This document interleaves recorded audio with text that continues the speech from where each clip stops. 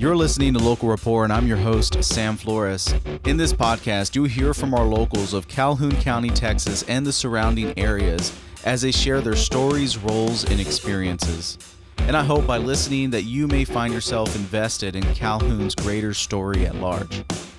This week's episode is with Raymond Butler as he sits down and shares his personal story of persevering through struggles to find profound and extraordinary success, even in the valleys and lows where success did not seem to be a viable possibility. Raymond Butler has done exceptional things. There's nothing about this man that is anything less than extraordinary. Raymond has been awarded the Meritorious Public Service Medal.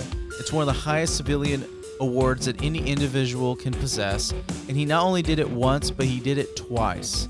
If you're familiar with Deepwater Horizon, the BP oil spill back in 2010, he was project manager in operations of putting a team together to address this spill and making sure that it was not going to be a threat to those who lived along the Gulf Coast. And at this time, we're going to turn it over to our interview. And I just have to say that if you're joining in, thanks again for listening to Your Neighbors podcast. Now, let's hear it from Raymond.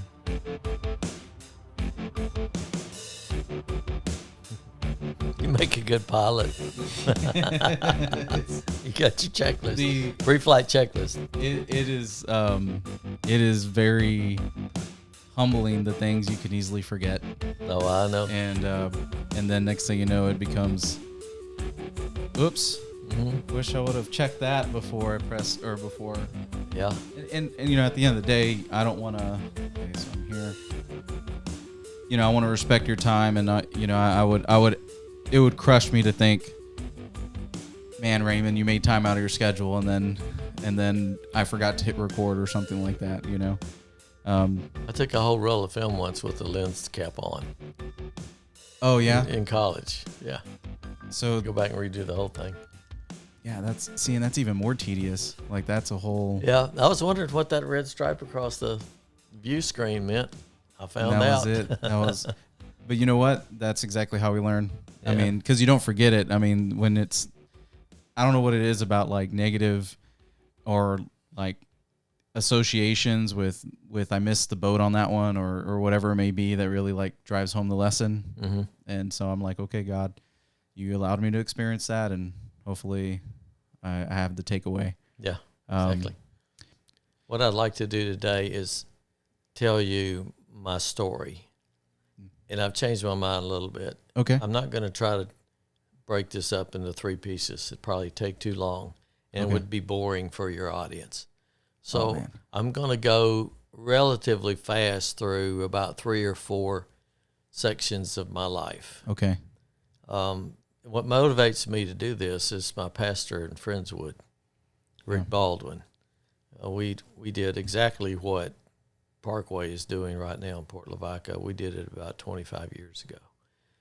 And Rick and I got to be really good friends. We were at A&M at the same time, and he grew Parkway, and he just had a magnetic way of delivering a message from the heart, kind of like you do. And what struck me the most about him and what impacted me most was his stories of things that happened in his life that made God undeniably real for me.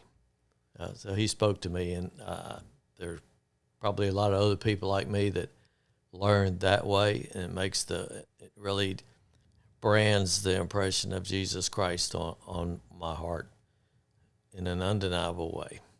So I would like to just start with my story and stop me anytime, but here goes. Okay. I grew up in Point Comfort, and all of my teenage years were spent in Port Lavaca. I left Calhoun and went to college at A&M and came back home to work for Union Carbide when I got out of college. My childhood was the short side of the story is I grew up with a steamship captain for my father. And he ran our home like he ran his ships. Very, very tough. My brother and I were really more of his deckhands, I think, at times than his sons. he was really, really tough with physical discipline, demoralizing messages to try to make us feel like we were. He was trying, in his own way, he was trying to make us capable of surviving in a tough world. So he made our growing up world tough, and I guess that was his rationale for doing it. He was raised the way he was. He raised us the way he was raised. So we were both brought up feeling like we were really inferior, unworthy, incapable. Nothing was ever good enough. If I came home with straight A's, he would say, well, man, you could have done a little bit better. Why don't you get A pluses? Or if I had a 95 on the test, well, why didn't you get that last question right? It's the seeking of perfection. And unconsciously for me, it drove me to be always feeling like I'm not good enough, no matter what I do. So I was striving my whole early life to please my father and try to gain his approval. My brother, same way. My brother, unfortunately, is still the same way today. He's still trying to please our father, although he died 25 years ago. But we both went totally different routes. And as I went to college, and I saw that as an opportunity to prove to my father I could do something and I was worthwhile. So I really pushed hard all of my college years and my early work years to get his approval. And he wasn't capable of expressing it. So I still felt unworthy, not of much value to anyone. When I started to work at Carbide, my boss could see that in me, I guess, but he worked a lot to try to pull me out. And eventually he did. And I began to see that, hey, I'm worth something. I can do something that's of value. So I worked really, really hard for that. And I began to grow and progress in the corporate ladder in Union Carbide pretty rapidly. And still striving for perfection and still feeling unworthy and unfulfilled. Something's missing here.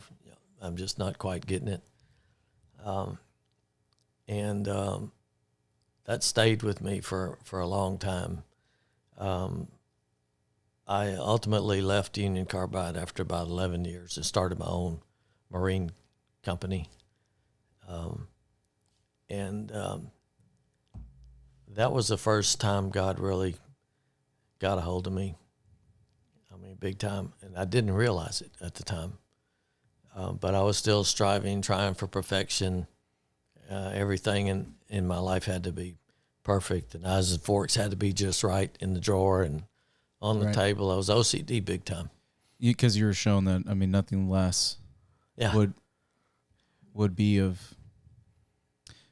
well, yeah, if you ascribe worth to needing to be 100%, then, like you said, 95% wouldn't do. So structure and order. Structure and order and perfection. Yeah. No imperfections. It's never good enough if it's not perfect. Yeah. Even then there's some flaws. And unfortunately I began raising my daughter the same way.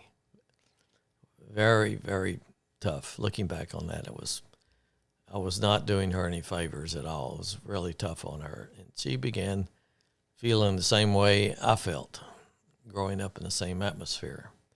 Just overly critical. Nothing's good enough.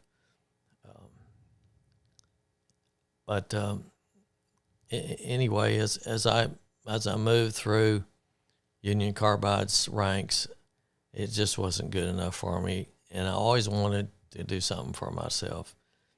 So I left Union Carbide after 11 years and started my own marine transportation company just because I loved boats in the water and I wanted to do it.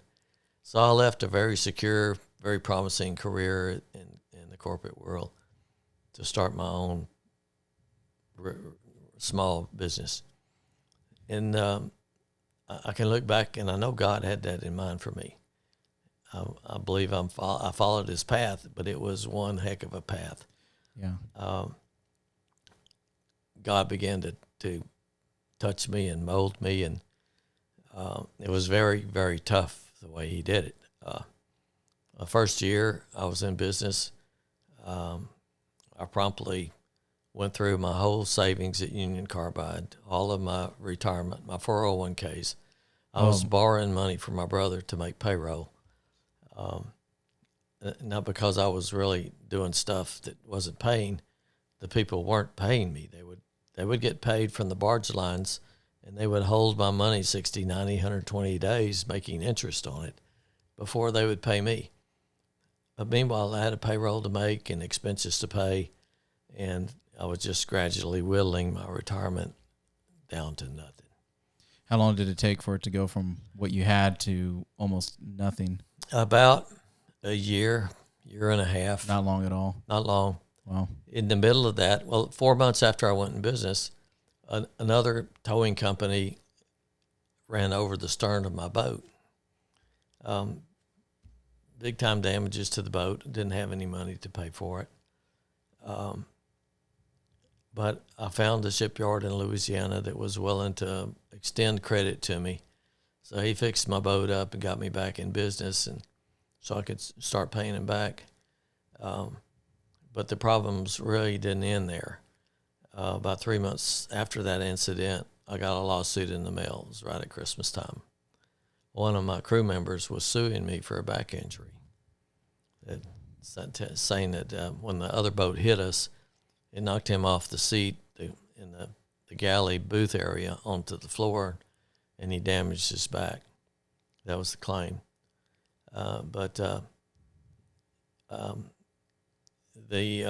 As that suit progressed, my insurance company went bankrupt on me. I had no defense. In the middle of, wow, okay. Virtually no money. One of my friends in Houston referred me to a maritime attorney in Louisiana. His name was John Johnson. So he started my defense against the insurance companies that were representing my crewmen. And whatever I had left in the bank went for that. And at some point in there, I didn't have money to keep operating the boat. And I started shrimping. I had a shrimp boat that I had built, and I just got on that thing, and I started shrimping to pay my boat payments. And that was the only way. It was pure survival, and barely at that. My wife at the time worked at Union Carbide, so she had a salary and paid the bills. So here I am, 2 years into business, really totally broke, lawsuit for millions of dollars facing me, and I had no idea what I'm going to do. And here was the first positive thing that showed up. Good. Well, yeah. Well, one of my friends told me I should go to Houston and talk to this gentleman in Houston who was hiring towboats. Okay. So my towboat was tied up down at where Orion Dredging is now. It's just sitting there, great big boat, and just sitting there like by itself. No business. I'm trying to pay the payments. I went to Houston, and the guy, I told him a story, met with him and his two vice presidents, and they said, "Yep, we'll hire you, Raymond." And I almost fell out of the chair. The job that they were hiring me for was a steady day rate job, two barges. It was a real easy job. They paid every 30 days. I couldn't believe what they were paying me. Yeah. It was, just getting paid was a real big thing for me because these other guys, yeah. And that began an uptick, and enough to crack a little smile, maybe. Yeah. Oh, it was a big smile. Because if I may ask, up to this point, right? Like if you were to take a snapshot before you caught somewhat of a break and wind in a direction that was a little bit more uphill than downhill. Now, fast or rewind 2 years, if you were to show yourself that low light now you may say something different, but at that moment, would you have said like, man, what was I thinking? Like, this isn't worth it. I did. Okay, so those thoughts were pretty, especially for someone who's a high performer. Anything less, and then here, like you said, there was all these different avenues in which you're hanging by a thread to keep. And this is now, I know it's called Butler Consulting, at least from what I read now. Was this under a different name at that time? Was it still Butler Consulting, or it was, the company was under another name. It was South Texas Towing. Okay, so you started off South Texas Towing. Yeah, that was the barge venue right there. Mm-hmm. And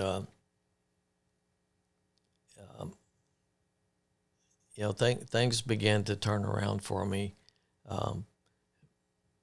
mentally as well as monetarily.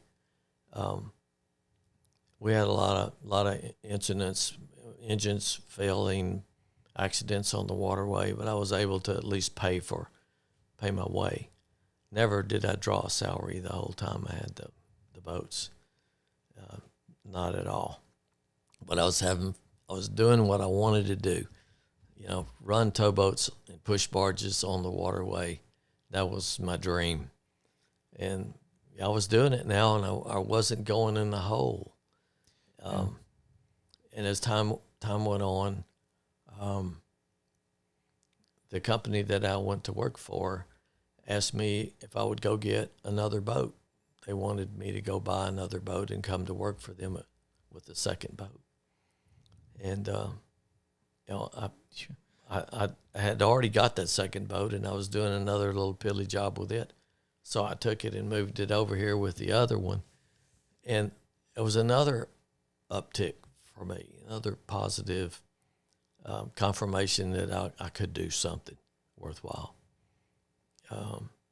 Things went along, and I'm trying to think if there's anything really significant at this point.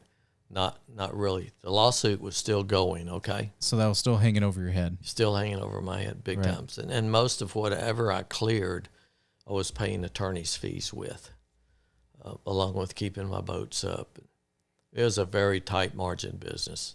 Yes. But it was regular, it was secure, and I felt like I was doing something worthwhile. Right. A little bit more on your turns than before. Yeah. So the third boat came along. I got it going. I was able to do that by leasing these boats for like a small day rate. I didn't have to put up a down payment.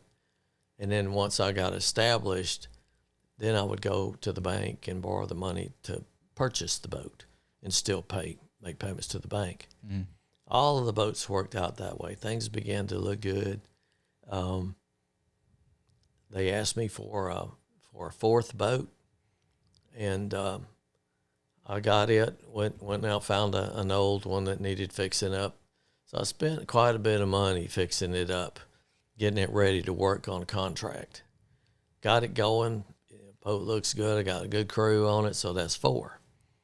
And things were going really great. And this company that I went to work for, which at the time was a fledgling Kirby Corporation. Mm-hmm. And Kirby is now the largest inland tank barge company in the country. At that time, they were small and growing, but there I was working for Kirby Corporation as a contract tower, got 4 boats. They invited me to the Christmas party. I walked in the Christmas party that evening, and waiting for me was an emergency phone message that said, Raymond, you need to call home. And anytime that happened, my stomach went like this. Something's happening. Can't be good. Bad, can't be good. It wasn't. This boat that I had put quite a bit of money into and was leasing from the owner had gotten seized. The U.S. Marshal got on it and pulled my crew off, made them tie the boat up in Lake Charles, and I could not operate. And I was on a contract for my customer at that time. That just scared the heck out of me. Now what am I going to do? I've got all this money in this boat, and it just went poof. The boat now belongs to the U.S. government, and they're going to auction it. long story short. Okay, yeah, because there's so many different questions that are popping in my head. But no, to keep where you're going. So that's just off the table now. I just lost it. It's gone, and I don't know what to do. Yeah, the government's got it. They seized it. The reason they seized it, the owner of the boat had accrued some debts against it from some machinery and diesel engine repair people and some shipyards. He never paid them. Turned out he was a crook. He never paid those. They filed liens against the boat, and those liens never showed up on any paperwork that I could find. Yeah. But the day that I got the boat fixed up, went to work with it, and it became worth something instead of a piece of junk, those attorneys who had the liens sniffed it out, came back and had the marshal seize the boat because it was worth something at a sale. Yeah. I could not get any more loans. I went to one of the banks here in town. They wouldn't loan me the money for the boat to at least start making payments to them. I went to several banks, couldn't find anybody. Just by chance, I went to Victoria Bank and Trust in Victoria, and I got with someone told me, that's 2 times. Someone told me to go to Houston when I first got the job at Kirby. Someone told me to go to Victoria Bank and Trust and see if they will loan the money to me. Total shot out of the dark. Right. They loaned me the money. At that time, it was $450,000 for this boat, and they loaned it to me. I mean, wow, where did that come from? See, it's one of those, you don't really consider it as a viable. You're trying, you're going through the motions. You're saying, well, I got to do something, right? Yeah. And to it be successful off someone's suggestion, because I would imagine you're up at night, you're thinking, what am I going to do? And you're making all your plans, and someone throws it out there, and it's like, well, yeah, sure, I'll do it, because I mean, really, my options are what I see here, and that they're not looking too good for that to come through. Yeah. I didn't really have any choice in it. Yeah. So what? Just go for it. There's not, can't be any worse. Yeah. Well, I went there and I got the loan, and I just flat could not believe it. And man, started back going again. I purchased the boat from the U.S. Marshal, had the money to pay off the debtors, and went ahead, got going again, and still paying the lawsuit, my attorney for that. Let me try to get this. It really doesn't matter too much, the sequence of this, but I'll just do it this way, because both of these events happened real close to the same time. Well, I'm still got this lawsuit hanging over my head, and I can't even. It's like you got a weight hanging on your shoulders, and you just cannot stand up straight. You're trying, that. Wake up with it, go to bed with it, eat lunch with it. Yeah. For 5 years. 5 years. Went on 5 years. Yep. And my attorney was a bulldog. He fought for me. He was really, at that point in time, he wasn't taking any money from me. I didn't have any. So he was working for me for nothing. Right. Can I ask one question, if this is okay? Sure. Now, when it was found out to be that your insurance had gone bankrupt and this person who was doing the suing, once I would imagine they were made aware of it, they still continued to push forward with it. Interesting story. Yes, I'm glad you asked. Okay. What happened was the plaintiff, my crewman, the defendant, or the guy that hit me, his company went to him and said, look, we're going to pay you $250,000 to drop your claim against the company that hit me. He sued both of us. Okay? So they paid him $250,000. He's happier than a lark. One restriction. If you want the $250,000, you got to go after Butler. You go after Butler, and you press him as hard as you can. Goodness. And whatever we get, we're going to pay off all the costs. We're going to split with you. So I'm not sure that was exactly right, but in order for him to get to $250,000, he had to pursue me in court. Right. Well, the jury, the first jury that we had, first jury trial, they found me 70% at fault, even though the guy hit me from behind. And that was pretty bizarre.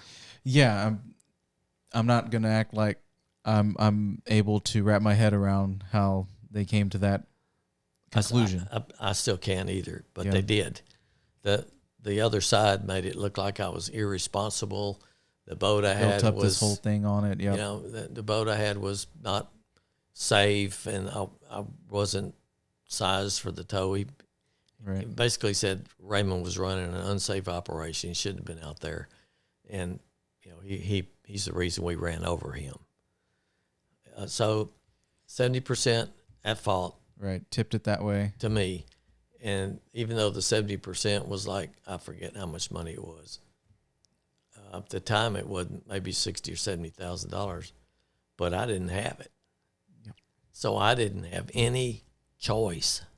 Mm-hmm. And my attorney, John Johnson, said, okay, come on, we're going. We're going to show this guy. He was really tough and aggressive. Right. So. And that's where you find yourself 5 years later having that just Yep. drawn out for what it's worth. Yeah. Yeah, it was another one of those things, those knockdowns, the bad events that just really, you know, God, why'd you do this to me? Yeah. Dang, you know. Yeah. But you know, I didn't really know what he had planned, but he showed me piece by piece. Johnson knew that we had to appeal. There was no choice. If we don't appeal, Butler's going down. I'm going to be out of business before I ever got started. Don't have any money. So that's going to be the end of me. But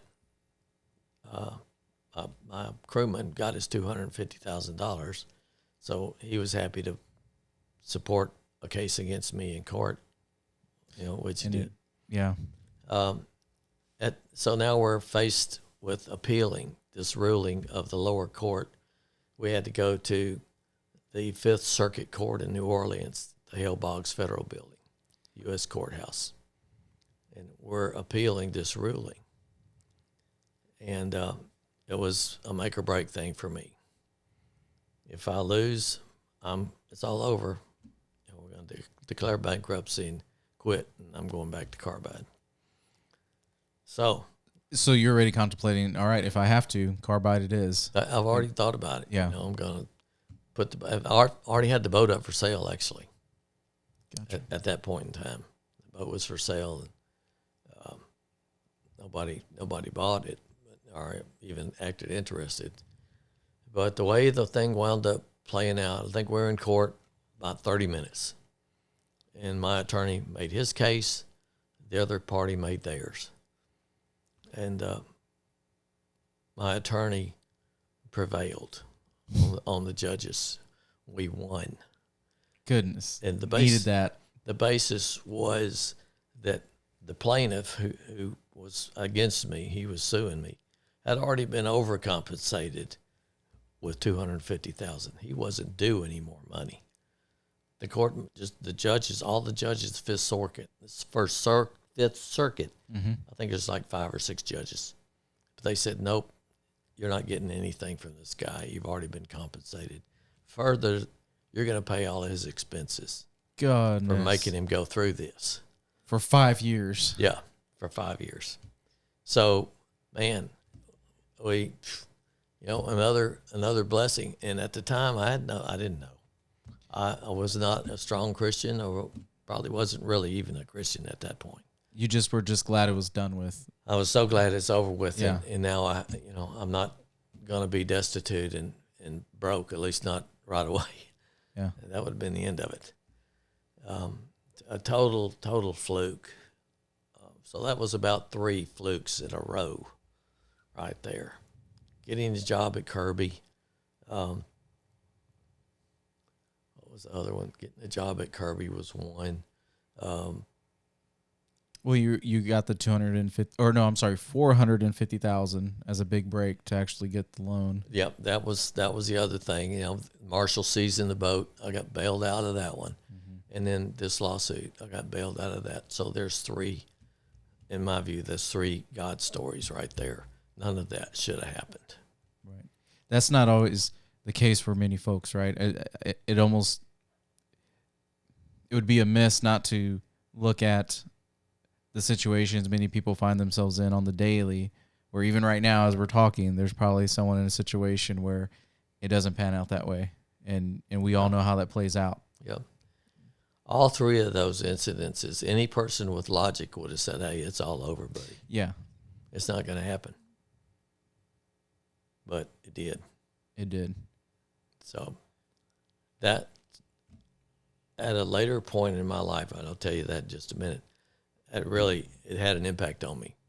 But it was a couple of years later.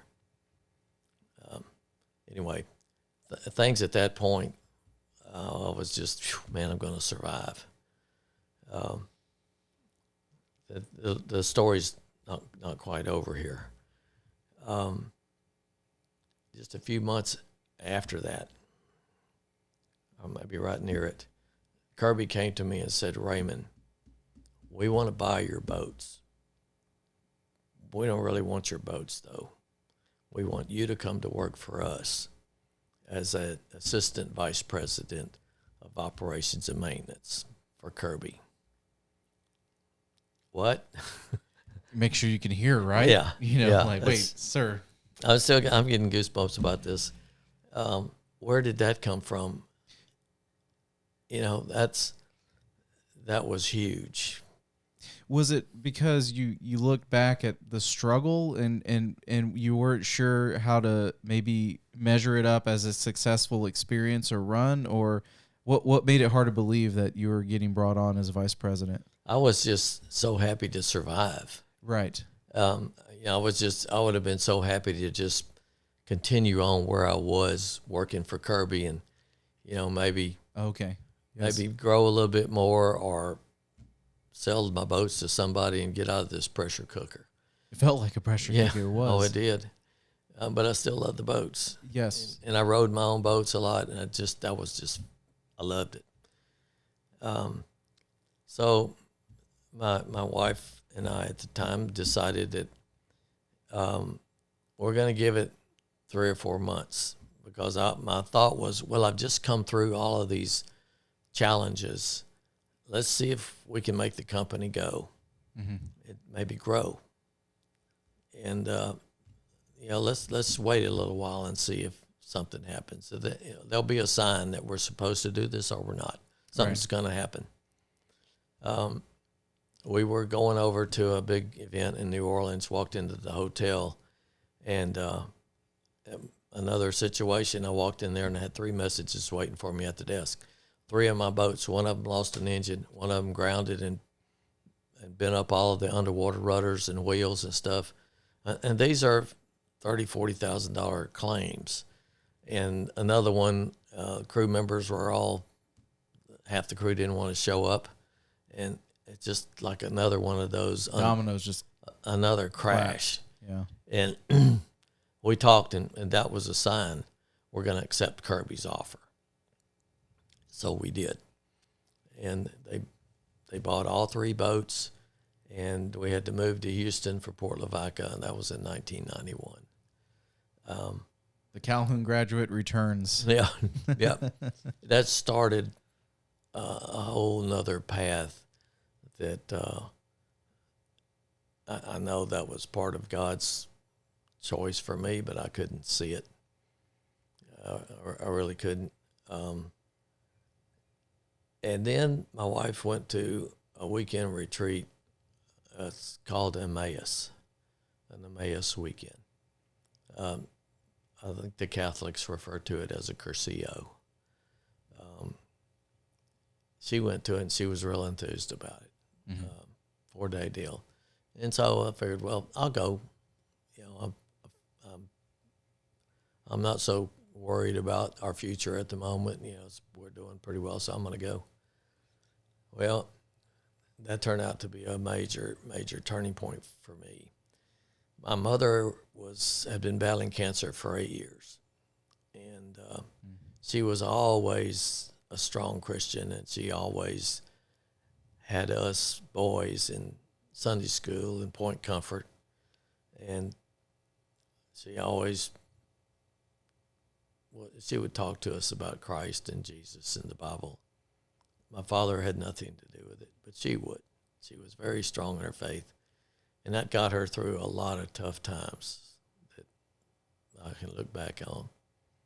And she wanted both of us, my brother and myself, to become strong Christians, give ourselves to Christ. And I went to that Emmaus walk in September of 1997, and my mother was getting pretty sick by that time. And I went to the Emmaus walk, and it was just an unbelievable experience. God was speaking to me just like I'm talking to you, and all of the stories and the messages that are taught in that weekend, they spoke to me too. I accepted Christ that weekend. I went home and not the catalyst in your life you were expecting. No, but this is how that works. This is the beginning of my awakening right here. I went home from that weekend on Sunday night, and I went over to my mom's and I told her, I accepted Christ this weekend, and she was so happy. She could just, she couldn't believe it, and she died the next day. My goodness. And I believe that she was hanging on to see something happen. And God worked through all of these circumstances and led up to the point of me accepting Christ in September 1997. She was able to be there for that. She was. She saw it. And the sequence of events, me going there, me doing that, telling her, and she passing away within 24 hours afterwards, that was a signal to me that this is real. He wanted my mom to hear that from me, and he put me in a position so that I would be able to tell her that truthfully. And after that, I rocked along for several years, really. And I was kind of a lukewarm Christian after that. The new of that began to wear off. Well, I bet even just saying that out loud was probably the most radical spiritual thing you have really put emphasis on up to that point. So I could see how that would have been like, okay, well, I mean, it can't get much more extreme than that. I mean, hey, I put my eggs in this basket now. But like you said, I mean, as we walk it out, it can take some shapes. Yep. And there were a lot of other side stories that led to me going to Emmaus. Mm-hmm. Rick Baldwin, the fellow I told you about right at the start, he was the pastor of our church, and he was a strong influence to me. Got my wife interested in Emmaus and got me interested in it. And before that time and for several years after, we formed our own church up there, and I stayed with them, and I grew. But there was more in store for me that I had no idea was coming.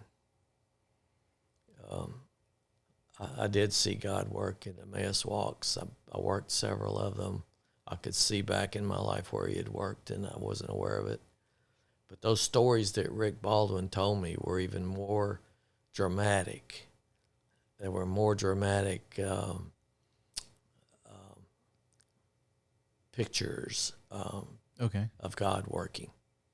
They were just unbelievable circumstances and series of minute events falling together to impact someone else's life, to impact Rick Baldwin's decision to go into ministry from being on a fast track for a major oil company. He was headed to be the CEO. And God took him aside, and he tells the stories of how that happened. He wrote a book about some of this stuff, but it's those kinds of stories that hit home with me. Right. When I could see, I knew him and I trusted him. We were at school together at A&M. When he said it, and it was just in such detail, the number of things that had to happen for him to be able to live and survive after leaving a major oil company, big salary, down to nothing, and starting in the ministry. And just all the things that came together to provide for him to be able to afford to do that. Right. Just unbelievable. And that's why stories really, they impact me today. And I'm with you on the need to connect the dots, right? Yeah. Because in my small, brief, I say brief because it just seems like time's going by so quick now. But in my experience so far in life, I mean, there's been many struggles that for me particular were unique to me, right? You know, I know everybody has different struggles, right? Different tests and things like that really just put us through the ringer. And, you know, going to the Bible and seeing how God worked and put people along a path, and that led to another event that had significance, not just for this individual, but for other people that were impacted by this person's story or their commitment or their yes to God. Yeah. That makes it real for me too. And like, it's encouraging to see that you place value on your story, because I know that that's going to help the next person. You know, I know that's going to encourage the next person. It's going to encourage me because I seek out those stories too. You know, I'm very, God, how can I see you? Yeah. I want to see you. And that, you know, it's been my Right. prayer. And in events like this and with people, you get that nudge that says, how can you deny Exactly. what's Exactly. real? Yep. For you, when did it become, you were seeing it in your friend, at what point did you feel maybe it's also happening to me? I know you said there were some big moments, but was it around this time or did some more time need to pass? Yeah. I when I got home from that Emmaus walk, I was pretty stoked after that anyway. You know, you really get charged up for going home and being a disciple for Christ and rearranging and starting over your life. And when I got home and I shared that with my mom, knowing how much she wanted both of us to do that. From that point forward, then you were like, that was her last. Mm-hmm. That was it for her. And she did get to hear it. And that was it for me. It's time for me to start sharing the word that Jesus Christ is real. Yeah. There's no doubt that he's real. And I didn't realize it when all those things were happening to me when I started this company and started to quickly go broke and have to deal with a lot of sure death. Not sure death literally, but end of career all over. You're going to be on Skid Row from now on.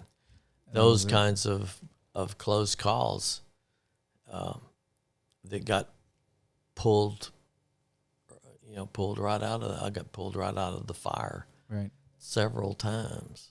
Well, and it may sound like extreme to say this, but I'm not trying to treat the subject of cancer lightly, but when it comes to a business, it was kind of like one terminal diagnosis after another. And so when you feel like, all right, you know, you're preparing to say goodbye to all these things you worked for and put effort in and probably found identity in, you know, probably I did. Looked at it and you said, okay, this is a byproduct of me, that is on these waters, and man, think of all the metaphors you can make out there, as far as, oh man, is my business sinking? Where am I at? And it's just staring at you in the face. And then for, like you said, one lifeline and the next and the next. Totally out of nowhere. And for me, it was really magnified because of my need to be perfect. And certainly not fail. That's the worst thing that I could imagine, is becoming destitute and have nothing. So at that point, right, when it was at its head, the striving for perfectionism, your plans to, let's say, when you left Carbide and you're on the ladder up to success, at that moment, how would you define success? And then in comparison to how you would define it today? At that moment, success to me was doing well, exceeding, making my father proud of me. Okay. In those early days, and trying to make a mark in the world so that I could be proud of me, that I wasn't a failure, and I could achieve something. The first exposure to something not quite so literal or material was the Emmaus experience. Mm-hmm. God really pulled you through a lot of tough times. Maybe you should give a second thought here to his influence and his part in your life. As I said, though, for a good many years, I just I was doing this in my spiritual walk, and then I would say it just kind of leveled off and was sort of coasting down. Yeah, maintaining. Yeah, maintaining. And then I ran across another experience. How much time do we have?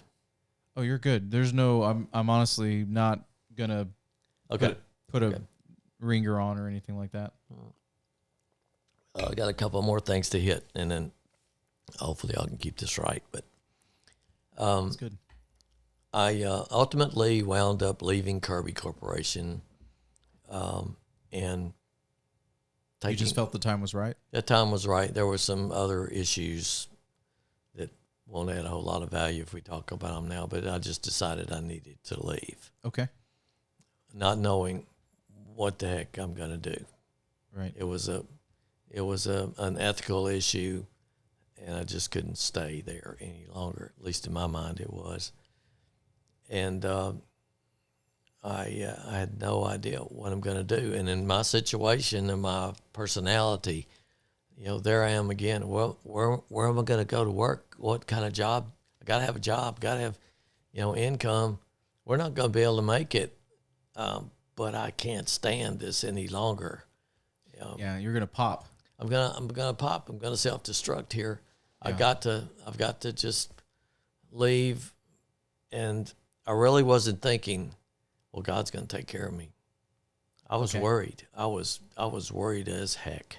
Your means, how am I gonna take care of this? Yeah, my dad said, boy, you got to take care of yourself out there. Nobody else is. And that was kind of my ingrained thought. So even in those moments, did those words of your dad then, or not so much that they're audibly your dad's, but just in the sense of, oh, this is what he was talking about. This is why he was so hard on me, because life is just all this distress and more. Yeah. Okay. And you have to take care of you. And look out for you. Yeah. And, nobody else is. And I was worried sick that I couldn't make it. Right. I didn't have a very good opinion of myself going out. When I got out of college and started at Carbide, I was like a downtrodden, worth nothing. But, I did have that ethic inside of me that I have got to do whatever it takes. Yes. To feed my family and survive. Right. So that feeling to me it's always been in me, and in a little nagging fear of security that one day something might happen and I might lose everything. I might not know where my next meal's coming from or where I'm going to live or sleep or, that just was the most frightening thing in the world to me. If I didn't stay on my toes and plan ahead and take care of those unforeseen things, it was going to get eaten up. Yeah, I could easily wind up homeless. Right. And that's always been with me, and not so much anymore, but at that time it was. For sure. And I had to leave. I could not stay there and do some of the things they were asking me to do. Right. And all of my people look at me and see what I'm doing. It's not right. I just couldn't do that. So yeah, I left. Well, I had a friend come help me with the project right about that time. I hadn't quite decided to leave yet, but I talked to my board of directors several times. I was running a Marine Trade Association for the Intercoastal Canal. And I talked to the board. They didn't want to go along with my proposal. We couldn't come to grips with it. So I wound up leaving that job. Actually, I skipped a whole bunch, but I did leave Kirby. I went to work for Canal Association. I was my own boss, 10 years.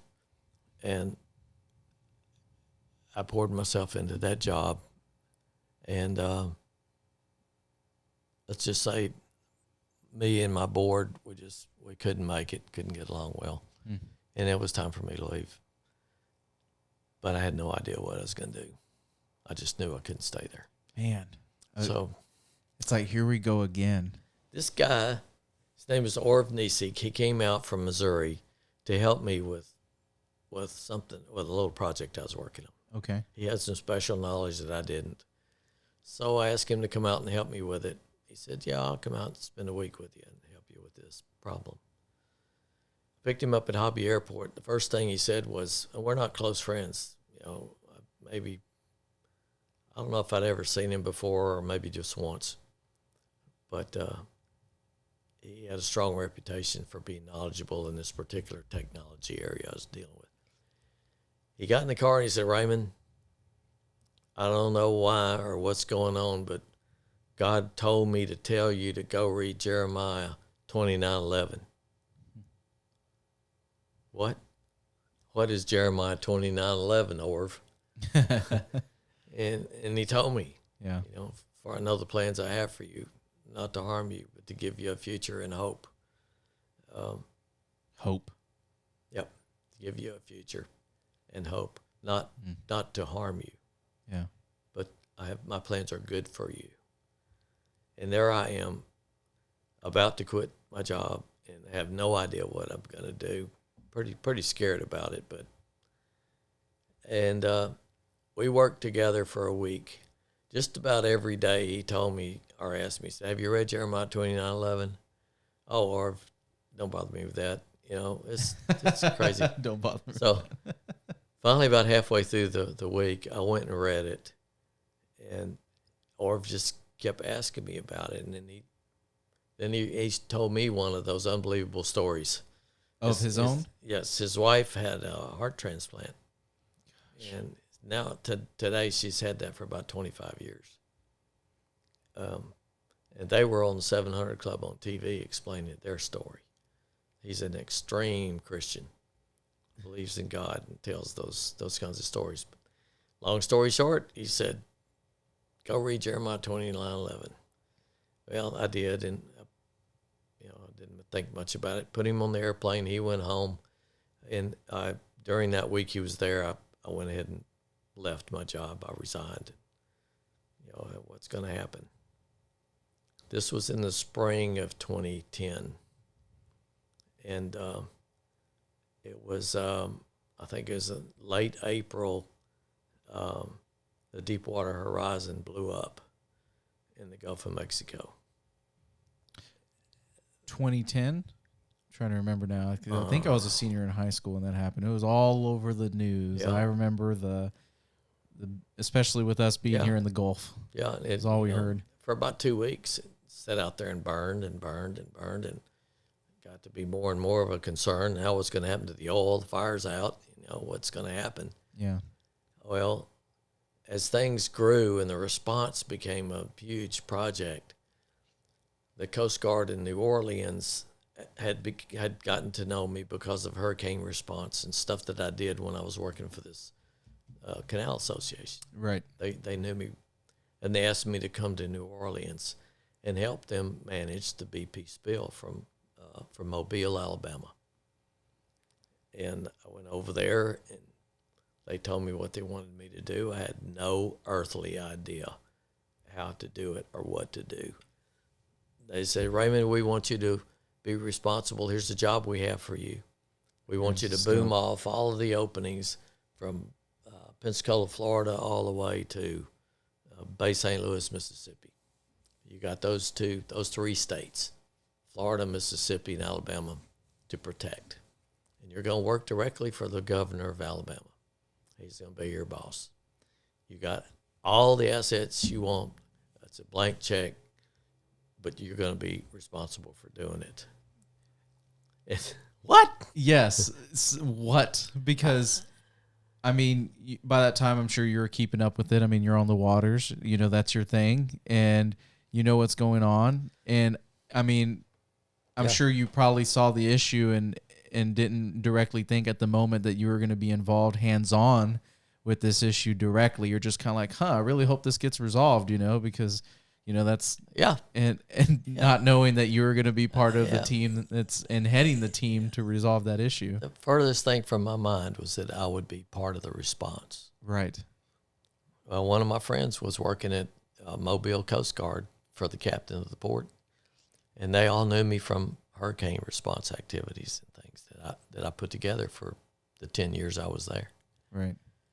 And they asked me to come do this special job for them, and I had no earthly idea what to do or how to do it or where to go, who to talk to. The conditions were you can't take anything from the existing response activities that are going on. Okay. We don't want you to interrupt any of the other booming activities or protection activities. You can't touch those people, those contractors. You can't do that. Right.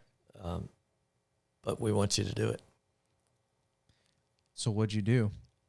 I was that night. I thought, I can't do this. Yeah. I'm going to make a fool of myself.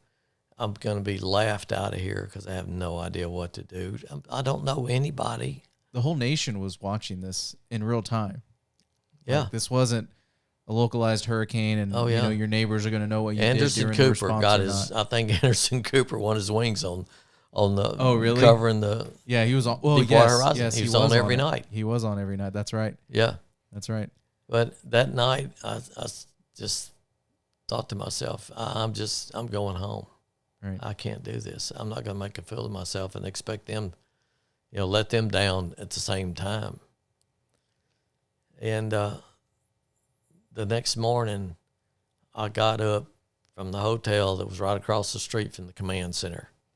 In Mobile, the big community center is right on the Mobile River, right across from the biggest hotel in town. It's right there. You just walk across the street. I walked across the street there that morning early, and I was standing on the top level looking down on all of the response activities and the people. It was just jammed with people. Everybody was trying to get their stuff set up and understand what their part in the big response was going to be. Mm-hmm. I didn't have any idea where to go or what to do. And I was... My stomach's almost kind of churning for you. Was. I'm getting second I'm thinking, degree. How in the heck am I going to do this? I can't. Well, I thought, dang, it sure would be nice if I at least had a contact here that talked to. And I had an old friend from my days at towboating, Dean White. Dean just happened to be out of work for a while, and I knew that, but I didn't know how to get a hold of him. There was no way I could find him. I looked down there at the end of the escalator. No way. Dean's about 6'6", and he has totally white hair. there was Dean White. That is absolute God's truth. There was Dean White. And I'm thinking, holy cow, Orv was right. Yeah. Jeremiah 29:11, I have plans for you, not to harm you, but to give you hope and a future. That was the first thing. Seeing him standing there. I went down as quick as I could and asked him, hey, what are you doing? Well, I just kind of looked, came over to see what's going on. Maybe I can get some work. Hey, man. Oh, will you? You got a job. So I went to the guy that was my boss over there. He worked for BP. Set up Dean as being, we were going to be a team. Dean was my right-hand man. Dean knew Mobile. He grew up there. That's awesome. Wow. He knew all the people and places. He's a real good people person. The next thing that happened was I didn't know where we could set up camp or how we get resources because we couldn't impact anybody else that was already working. We couldn't steal stuff from anybody. Yeah. We had to go find it somewhere else. Just by happenstance, several months ago, I had made a call to some people over in Florida that ran a salvage outfit. I called them that evening. I asked them, are y'all involved in the response? No, we're not. Wow. Can you help me with some boom activities? I need some boats and outboards and, some other barges and towboats and things. We got to mount a response over here, and I need a place to work. Oh, well, we got a slip over there that we own in Theodore, Alabama. It's right there in Mobile. Right there. Right there in Mobile. And we got a whole crew just waiting to do something. Nobody's called us to come into this response. Holy cow. Well, guess what? Just might make some hay. We're going to partner up here. Yeah. And that wound up working like a charm. The whole, the company's name was Resolve Marine Group. And the guy that owns it is a really strong Christian. I learned later. But they worked with me the whole time I was there, which was 6 months. And several other things happened to us throughout the response that were about the same order of unbelievability, and they happened. Just really quick, or well, not that it has to be quick, but just the idea of containing that, right? How would you be able to break down that process? Like, what did you, like, if you were to explain to someone like me who has no idea, they just knew there was a problem, but like has no heads or tails on how to like bring that to a halt. Yeah. What was that process that brought it to resolution? Actually, it was stopping the flow, right. Stopping the wheel, capping the wheel, stop the bleeding. Exactly, because it was just right. That did unfathomable numbers of just that 24/7. It stopped the flow of oil, and I would tell you that basically most of the recovery efforts offshore to try to collect the oil that was on the bottom of the seabed and that was floating didn't do anything, really. Mother Nature took care of dispersing what the real damage was laying all over the Gulf floor. Right. And then the stuff that had hit the shore, mainly in Louisiana, onshore response activities pretty well took care of that, but it wasn't that huge. The offshore marine and life environment, the wildlife offshore, the fish, primarily fish and shrimp, and aquatic resources took a pretty good blow from the oil that was doing its damage on the bottom of the seabed. Yeah. But the charge that they asked us to do as a team, ultimately we were not needed.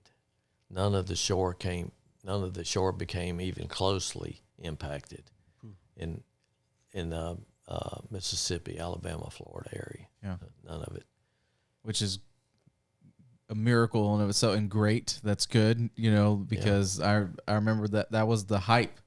It was the doomsday scenario was plastered everywhere in the paper and on the news. Yeah. We were charged by BP to do a lot of crazy things, BP spent ungodly amounts of money just to please the public and make them feel good about what they were doing. Something. Yeah, they're doing something. See, there's the boom. There's the boats that are getting ready to go scoop up this stuff. And another very small little, what I call, God coincidence. A friend that I had met several years ago in Bayou La Batre, Alabama, which is right there in south of Mobile. He has a shipyard there too. Mm-hmm. And he and I wound up getting together, and he fabricated a whole bunch of pieces for us to help us do what we needed. We had to make boom anchors to anchor the boom we were laying out, and those anchors were bigger than this table, one of them. And we made hundreds of those things to anchor this heavy boom. He was right there, and he could make them for us. It just all fell together so unbelievably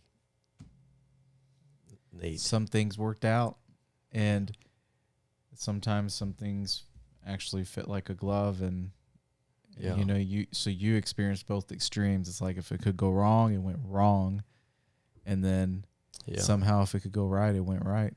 And when it went wrong, it was usually one of those circumstances that you would say, God, this is impossible for me to do. I can't do this. Yeah, I got to go home. I got to sell my boat back and go to Carbide. There's no way I can manage this canal association and make anything out of it. All of those unbelievable challenges, God was there to help me with them. And it's like Jeremiah 29:11 just keeps going and going and going. Yeah. So I did want to not miss to ask this question too. Did anyone from the incident itself, when that happened out there, reach out to you, or did you have any conversations with those people? Like, I didn't know how that worked as far as, since you were directly involved with some of that, like if there was some of that just overlap or communication or anything like that, but maybe not, because I know everything was kind of spread apart. Everyone kind of had their their task and roles. There was basically, I think, 3 major response centers. Okay. One in Texas, one in New Orleans, and one in Mobile. Mm-hmm. And they were all pretty much autonomous. Gotcha. Independent. They were all manned and managed by BP employees. Mm-hmm. And it was usually high-level BP folks. Gotcha. And as far as the details of what may or may not happen during the cause it, I think generally what I was working with some BP engineers. One of them was on my team. Wow. To help do the booming, and his view was that there was a mistake made. Okay. By the contractor that they had hired to manage the well. Mm-hmm. But that's about as close as I really got to the technical issues of what happened. Yeah, and maybe not so much, this wasn't trying to put someone on blast or anything. I was just curious to know if, but I mean, you answered my question. I didn't know if there was people that were, just reaching out to say, hey, thank you for being part of this initiative to kind of change the narrative now, because, it was like this big cloud over the Gulf, and I know literally it was what was going on in the waters, but it was nice to find some kind of, hey, we're seeing light now, we're getting out of the weeds. Well, thank you for bringing that up. Okay. Because it's a very good point. All of the natives down there, Florida, Mississippi, Alabama, they were all extremely helpful and grateful that we were there. Yeah. And BP just, if somebody could raise a concern about something, BP spent an unlimited amount of money to allay that concern. Right. Some of the citizens were worried about the oil coming up into the bayous and the passes along the Mississippi, and all 3, Mississippi, Florida, and Alabama. Yeah. And they just gave us the charge. You close them all up, and talk to the concern. Yep. Talk to the governor first, and he was welcoming us. There was not a problem from any of the locals. And at that point, you get to home stretch on this big life event, and so you're remembering that Jeremiah 29:11, and at this point, right? You've had a couple of things that have nudged you that direction, that's saying, "Hey, God's working in my life," and you've been encouraged to now share that with other people. Was there did you find yourself after a phenomenon like this feeling like you were in this next level of I don't know if it's peace with God or peace with yourself, or was there still there was some things that followed that you felt still grew you in ways that even up to that point you weren't there yet? Yeah. Okay. Yeah. Because all this up to is a lifetime of its own, but yeah. When I got back from the BP assignment, things did slow down for me. And unfortunately, my wife and I at the time, we divorced. We split, so I was by myself. And that was right after? It was right after. Okay. Yeah. There's a whole nother story, and I think the 6 months I spent away from home finalized that split. Yeah. We're still very good friends and still close. Yeah. But it gave me time to think and do some things that probably would never have happened if I wouldn't have had that time. And one of them was for some reason, another one of those, somebody told me something, or one of those things that just came out of nowhere. I got involved in Kairos, the Kairos ministry.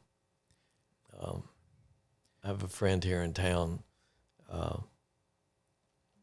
She's involved with it. And years ago, she had invited me to come to one after an Emmaus walk. And I never did it. It was probably 15 years later. Right. That hit me.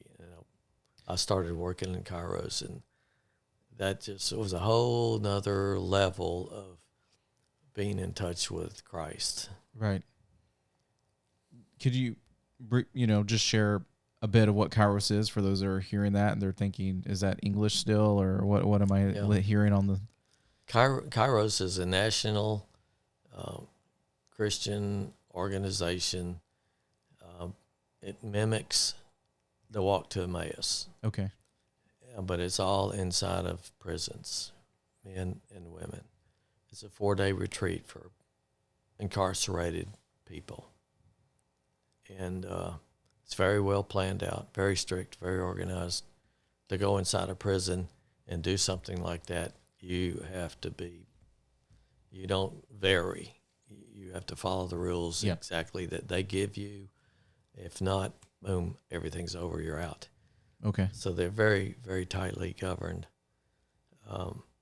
But there's a close-knit group of people that carry on Kairos. They're all very dedicated folks. And I guess I've been to about 8 of them now. And everyone is different. Yeah. Sam, every one of those is different. And never have I failed to see 3, 4, 5 instances that you cannot explain any other way except God was here. He orchestrated this to happen. It's just so real. Maybe one.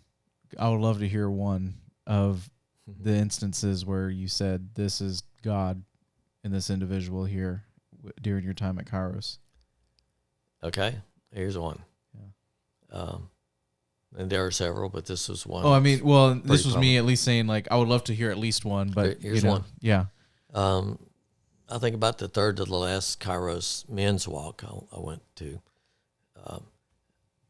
Each of the women's prison and the men's prison you can't go in a men's prison unless you're a man. You can't go in as a woman and conduct kairos. Right. Same with the women. I couldn't go in the women's prison other than to deliver food and pick up dirty dishes, which we do 3 times a day.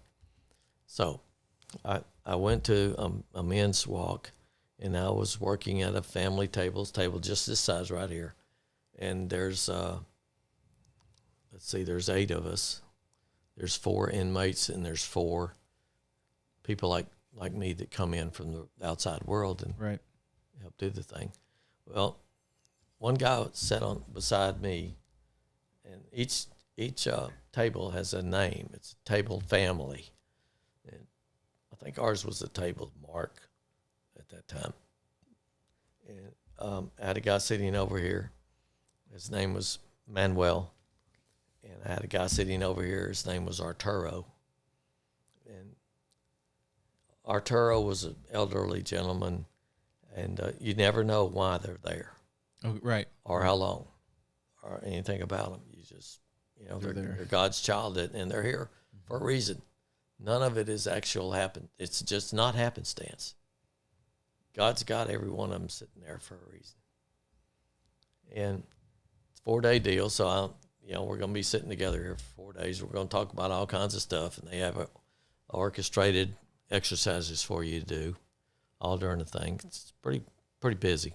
Yeah. Sing a lot of songs and try to get your spirits up and into the thing. Manuel sat there the first 3 days and never smiled. Didn't say a word. When we would pray, he wouldn't. When we would sing, he wouldn't. Right. We'd get up, clap and try to start establishing some rapport. He just sat there. Yeah. And that's about somewhere during the second day, I just asked him, so why are you here? The food. I came for the food, and it is good. It's a trick that Kairos uses to get the people to come. Right. You're like, it's believable that he said that. Yeah. I mean, you get all kinds of really good home-cooked food. It is good, and stuff they don't ever get. Bananas, milk, sugar, cookies. We give out like 2,000 or 3,000 dozen cookies when we have one of these 4-day events. Yeah. So he said, I'm here for the food. Oh, really? Okay, good. So at least he talked. Right. He opened his mouth. And gradually, I asked him a little bit more about himself, and we kind of started to develop a minimal relationship, and he opened up just a little bit. And I learned from others, which he later shared with me, that he had been in there for 13 years and probably wasn't going to get out for a while. But I think he spent either it's like 5 or 10 years he spent in solitary confinement. Just him. He could go outside for 1 hour every day. Yeah, That's I can it. imagine that. It's like being in a dog kennel. Yeah. For every day. No contact at all. As the weekend wore on, we got a little bit closer, and he kind of started telling me a few things about himself, and I shared stuff about myself too. We began to develop a little bit of a friendship, and he started to participate minimally. And he told me some of the things that he did. He was in one of the gangs in Mexico, and they did unspeakable things. And he really didn't have much of hope of getting out of there. Well, we started talking about working out and weights and dieting and stuff like that. That was a common interest. You had some commonality there that we had, and he kind of started telling me exercises he would do and supplements and stuff that he was taking, and he's a pretty smart guy. I was really. taking supplements. Okay. Yeah, they can get stuff. to buy it. But anyway, two things of note happened. He showed me a picture of his mother. Right. He and his mother had a picture, and he kept it with him. And he came one day and he gave me that picture of him and his mother. She would come visit him. For you to look at? Like just to keep. To keep? Keep, like a... Wow. Yeah, they're not supposed to do that, but, yeah, I took it with me. And,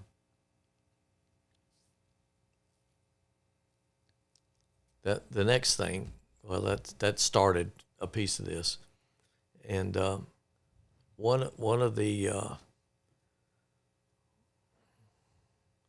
like I said, it had to be after Kairos was over, because so one of the neat things at the end of Kairos, they have what they call closing, right? And all of the class, it's 42 people, 42 inmates, 42 of us. We all get together and there's a little exercise that they go through. Mm-hmm. They ask every inmate to walk up to the front, and there's a cross, a wooden cross with a lanyard on it. And the leader of that weekend holds it up in front of him like this. Mm-hmm. And he says, Christ is counting on you. And you respond, if you want to take Christ as your Savior, you say, I'm counting on Christ. And he'll put it over your shoulder. Hmm. Well, when Manuel's time came up, everybody in the whole room was watching him. All eyes on him. They had all watched him. He's an extremely tough guy, done all kinds of unspeakable things. Nobody messed with him. I wouldn't either. He was a pretty well-built guy and had attitude to go with it, too. You saw it flare up there every now and then? He get agitated, or was he? No, I could just tell. Eyes, he was, but you can tell. Yeah. He had been a really, really tough gang member. And when it was his turn to go up there, every eye was watching him. Mm-hmm. And everybody was just thinking, oh, no, how is he going to just walk away? Because that's what he's going to do. Well, when the time came, Christ is counting on you. He said, I am counting on Christ. And the whole place went crazy. They all erupted. Yeah. It has to be funny being the person next to him. No, I'm just kidding. No, I was going to say that. If, it's quiet and then the next person says it and everybody cheers up. But I think they understand that it was a significant move for him to make, because everything up to that point was just the other direction was likely. Yep. So you're exactly right. Did they say that he had been there before and just every time he just would just walk away, or was that you only go once. You only go once. Yep. Gotcha. You only get to go one time. That's for everyone. Now you can work in them after that. Okay. You can be. So he took that opportunity. Angels is what they're called. They come out and they help us put it on, but they're former attendees that are still inmates. That makes sense. Okay. But he got up, and after that, he began to really kind of open up, and we talked. And when we all got ready to leave that Sunday evening, we hugged each other, and I had his contact information. And since that time, he's now been released about a year ago. Okay. He's released, and he's working in Austin with his father.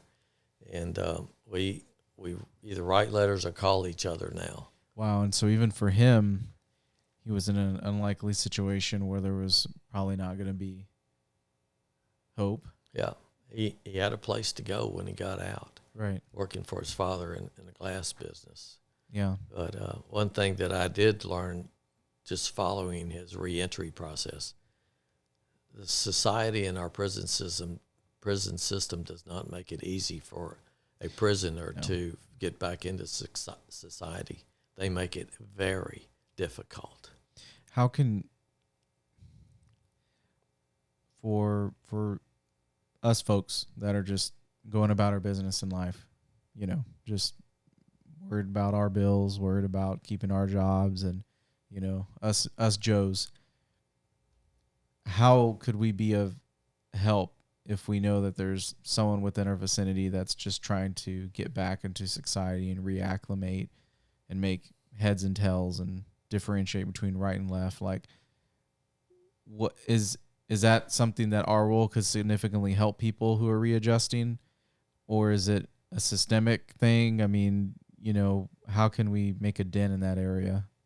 I know it's a big question, but just from your experience, it's tough, and they the prison system normally doesn't like us to maintain contact with them post release, after release, at least until they're through and they've they're off of their probationary period, and all of them, which could be years.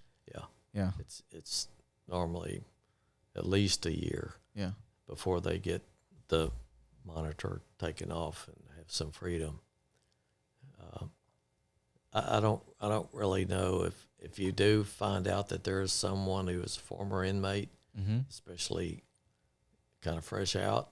You as a normal street person, not in Kairos, you could try and approach him or find out who he's related to and just, offer to take him for coffee or just ask him, anything I can do to help you. Okay. Get started. What if they're open for that kind of, right. Hey, here's someone in your corner who actually wants you to do well out here, because growing up, I grew up in our small town area here, and I think every town, every neighborhood, every you name it, family knows or has been impacted by someone being in the prison system or in jail, and them continuing the cycle of getting out, going back in, getting out. And it happens like that so much of the time. And then so maybe some do feel that they do, but there's I guess first to be willing, right? Like with what you're doing, because the reason I ask you specifically is because you've chosen to go back to something like Kairos 8 times. You went once and you made the decision to go back. It wasn't like I checked it off my bucket list and now I'm free from the whatever obligation or something like that. You wanted to go, you went, and then you wanted to come back. And so I don't know. I just feel like that's an interesting level of empathy. I think that's God. That's God. If you will go one time, mm-hmm. give God the chance, you'll go back again. You can't help but go back again. Yeah. Because you will see such unbelievable things happen. Right. If it's Emmaus or Kairos, God's right there in the middle of it, and you can't deny it, and he'll get you. He'll get a hold of you. Somehow. More likely than not, he will do something within you that will put the desire for you to continue. For many reasons, you're, in my eyes, very fascinating individual. First and foremost, you're Raymond Butler. You're you, and I think people are able to appreciate you for just being who you are. And I mean, I know I've met you at a later time in your life. I know that's the funny thing about people.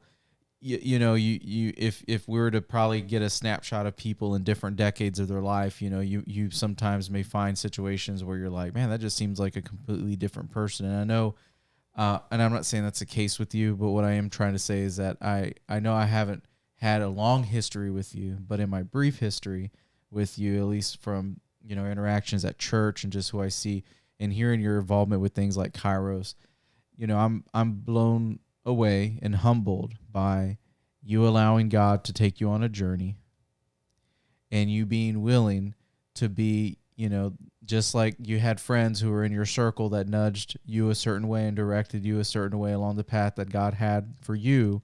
Yeah. It seems like you're willing to put yourself in the trenches to be used by God to hopefully do the same for the next. Yeah. And I know you're not seeking that attention. Like, I know that's you're very humble. I have not, in my interactions with you, I have not seen a bolsterous bone in you. And when I look at your resume, that was another thing I was blown away by, is when I looked at your resume, it looked like someone who, the resume alone with all the history and sources and connections and everything, I almost looked at it and I thought, man, this looks like something I've read whenever I've tried to put together research papers. It's like, it's such a professional document that you look and you're like, how is this one individual? This looks like 8 different lives that have come together in this conglomerate, right? That has been put in print here on this paper. And again, I with meeting you, I don't see a bolster's bone. I see you just, you're saying in the situations you find yourself in today, you want to allow God to move in you, and you're not keeping it to yourself. You're like I said, for you to visit people, that's an intentional act. We can say everything with our mouths, and I know I've been guilty of this too before, where the desire, right? We can say, well, I would love to do that. Like you said, and there's many times, hey, you need to read 29:11. Oh, I would love to read 29:11, but then there's something that shifts that moves you into, now you're reading 29:11, and then I'm gonna go to Kairos. Okay, sure. And you said it was 15 years later. It was, and that's what I'm saying. I've been there too, where I'm like, yes, that sounds like a great thing. Let me get on that, and then it's just time passes, but then eventually, you're walking that path. Yeah. I think God probably has a plan for all of us, and I believe that all of us go through various periods of development in our life. I still struggle with sin. I still do things that I'm really ashamed of. But maybe I respond to them differently than I did years ago. Right. God is so real to me now after all of these experiences. Not only what I've shared with you today, but those that I've heard from some of these people at Emmaus and Kairos. Right. That is, and it's continuing to change me, Sam. Your story's not done. It's not done, and I can see myself changing more to be less conscious of when I go to church or I'm talking to somebody, less reserved about mentioning God or raising my hand or clapping at church or thanking the people that play. And when you say, okay, you can go greet the people, I always turn around and you do. And that wasn't me 3 or 4 years ago. Right. It wasn't. Yeah. My inhibitions in that area are dropped because I know God's got my back, and He wouldn't have put that in me And, for me personally, your encouragement has meant the world to me, and it has, because for listeners or for those who may be watching or listening, they may not have the context, but there's been moments in my pursuit of wanting to grow as a minister and to be obedient to the calling where God has directed me, where I've 100% absolutely felt like a failure, and I have felt like I've let people down, and that's hard. I wear that, and that's something I'm working through, where it's so easy. And that's where I can relate when I'm like, man, you wake up in the morning and it's just kind of right there on you. You go to bed with it. It's just on you. It's hard to disrobe that. And you have met me with just an abundance of encouragement. And you would do it at times where, I don't know what others see, right, of me. Like I don't know what's in people's minds when they view, okay, here's Sam and his situation. Same thing where, I'm very... fond and I'm very encouraged by you, but we don't know just the weight people carry, their struggles and what goes on behind the scenes, right? And like that's something that I think all of us as a human race we're trying to still figure out to this day, because it's easy to take things personally, it's easy to get hurt, and so when we get hurt, it doesn't make sense to be vulnerable, or it doesn't make sense to be open, because it's like, well, that's just going to give people ammo, to already hit in those areas that we may feel the most conscience about, right? Well, for me, you've been a huge blessing to me, and so, that's something that I feel like I would just want to say, and I'm grateful you make the decision to be less reserved, more, and I feel like that's something you've naturally done as God has given you that ability to do so at this time in your life. It's already encouraging. It's God working. He's telling me that, there's some things that you need to do to share me with other people and let them see me in you.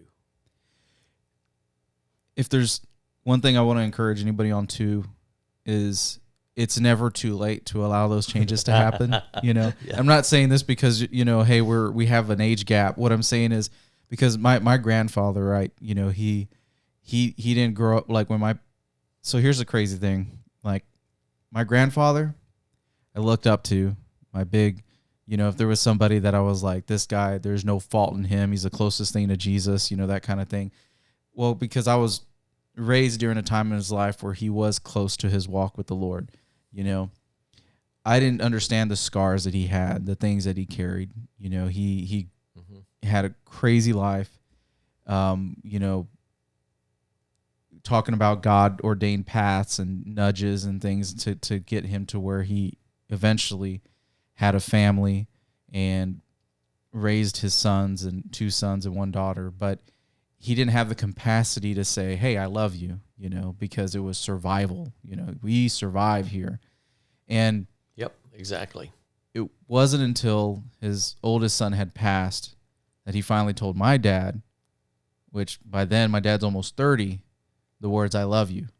And of course, my dad's very grateful to at least hear him. Not many people get that, right? Well, by the time their grandson is born, which is me, well, they're super affectionate to me, and that's how I remember him. But that taught me, sure, you can say, well, it happened later in his life, that, that capacity to show affection or to operate in a way that was anti, what he used to be. It's never too little too late, because that shaped me who I am today. Right.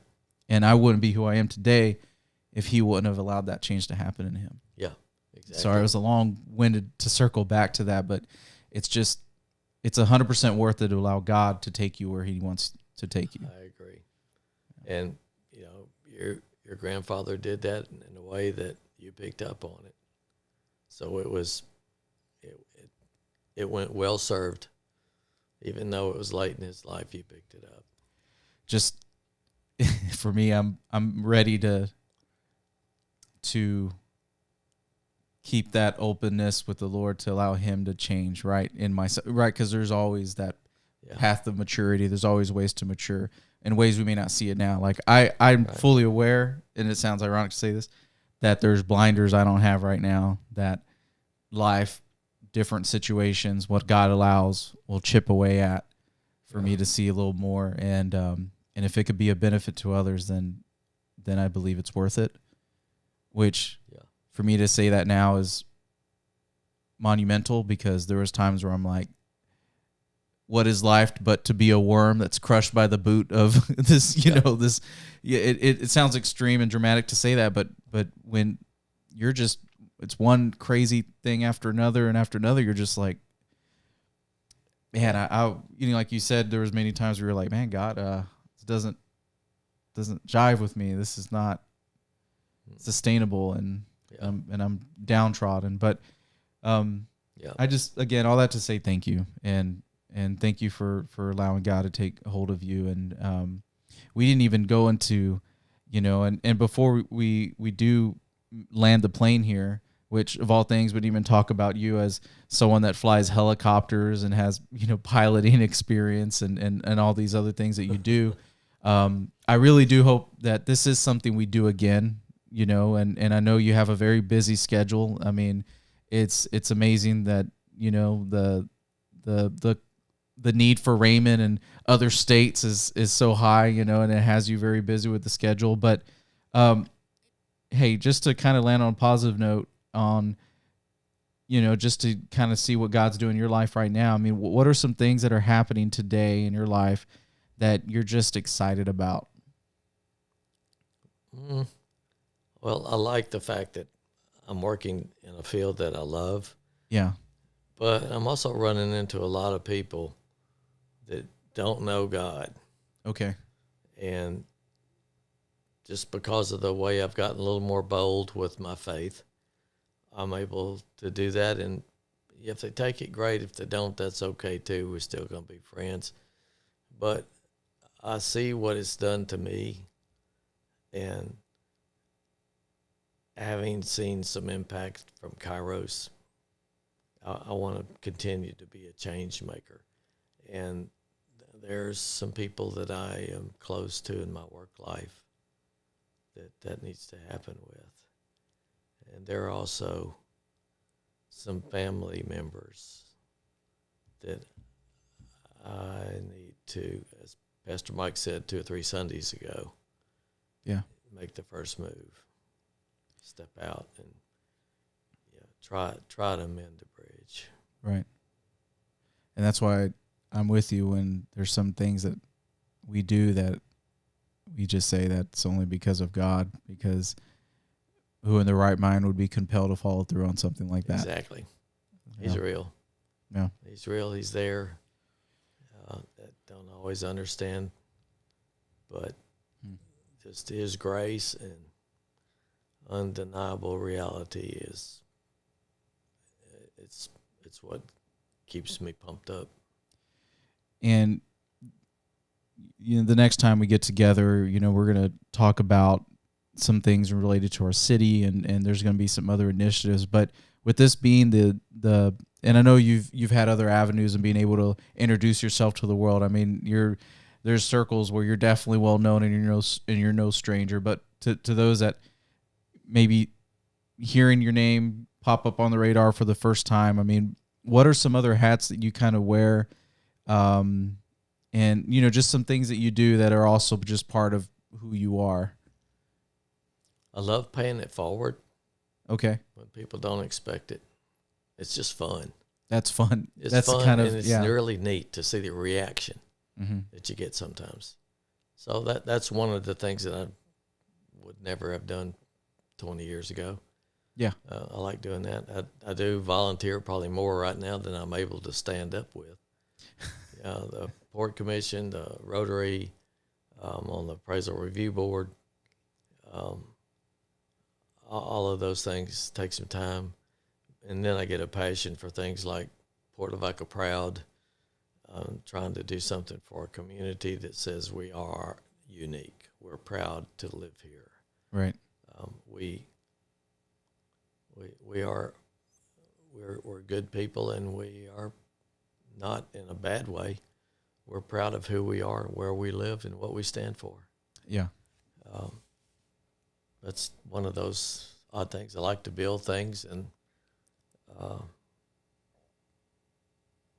I have a friend in my life now that I know God brought her and me together. Mm-hmm. And that's a new thing for me, totally new thing. I've never experienced anything like this ever. Oh. Yeah, it's neat. Thank you, Raymond. Thank you, Sam.